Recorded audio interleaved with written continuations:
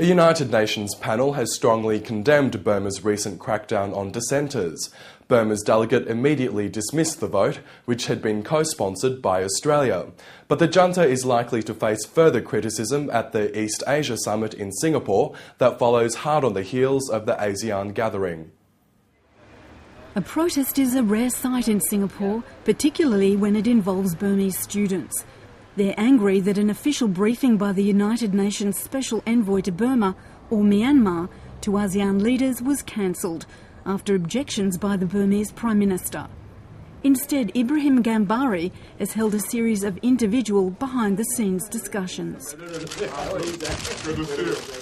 And to head off any criticism of the cancellation, host nation Singapore held a very public meeting. Most of the ASEAN leaders felt that Myanmar couldn't move back, cannot stay put, and has to move forward with national reconciliation. Now that the Myanmar authorities have said they want to prefer to work with the UN, now we have to test that to its limits. The UN envoy also held a session with Australia's Foreign Minister. I'm disappointed that Professor Gambari is not able to brief the East Asia Summit on his negotiations in Myanmar and Burma, the progress that has been made or not made. So I'm disappointed that that's not been possible. Afterwards, Mr Downer said democratic reform in Burma was moving as slowly as glue.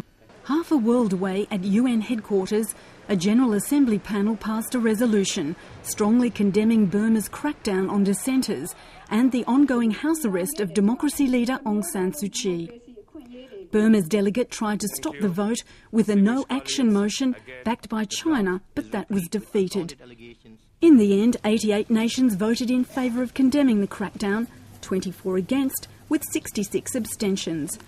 Fellow ASEAN member states either abstained or voted against the resolution. The ASEAN summit continued under tight security. It included meetings with leaders from Japan, Korea and India. The talks mainly centring on trade. Jenny Lavelle, World News Australia.